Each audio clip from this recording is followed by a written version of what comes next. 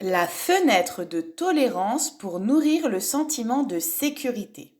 Retrouvez dans la partie 1, l'adolescence, le cerveau en travaux. Comprendre ses comportements pour revenir dans sa fenêtre de tolérance. La fenêtre de tolérance a été créée par le docteur Daniel Siegel, psychiatre. Il explique comment le corps humain peut réagir face aux moments stressants ou menaçants. Cette fenêtre de tolérance varie d'une personne à l'autre, mais nous dépendons tous de notre système nerveux. Alors, le système nerveux, qu'est-ce que c'est? Il s'agit d'un réseau de nerfs et de neurones qui fait circuler des signaux et messages dans tout le corps. Dans la fenêtre de tolérance, on s'intéresse à deux systèmes. Le parasympathique, le sympathique. Le système nerveux sympathique. Le système nerveux sympathique prépare le corps à des situations qui exigent de la force, une perception accrue ou qui éveillent la peur, la colère, l'excitation ou la gêne. Cela amène une augmentation de la fréquence cardiaque et une accélération de la respiration. Il y a d'ailleurs 3 types de réactions face à la peur. La fuite, le figement et l'attaque. Il n'y a pas de bonne ou mauvaise façon de réagir, on ne contrôle pas. Le système nerveux parasympathique. Il a un effet apaisant sur le corps, il permet un retour à la normale, diminution du rythme cardiaque, respiration plus lente et plus profonde. Revenons à la fenêtre de tolérance.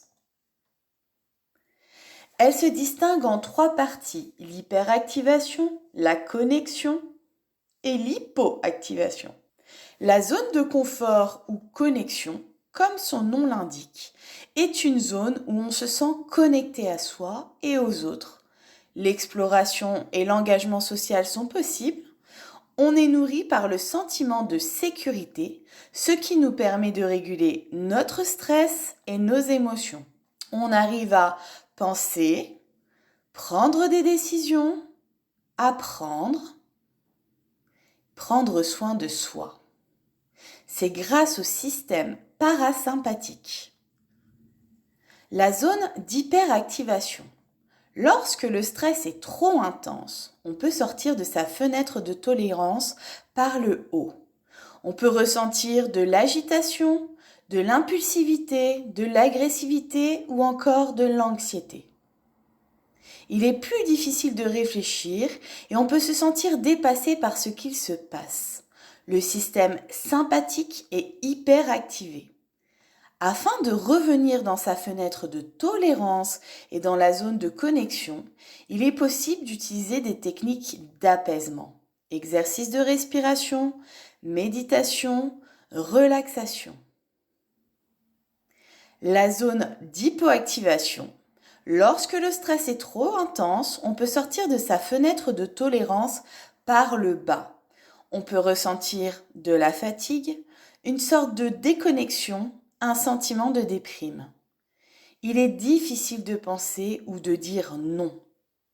Le système parasympathique provoque une sorte d'anesthésie. Il est alors conseillé de remettre du mouvement afin de revenir dans sa fenêtre de tolérance. Faire de l'exercice, aller se promener, se faire plaisir. Dans une 3e partie, retrouvez le cerveau dans la main.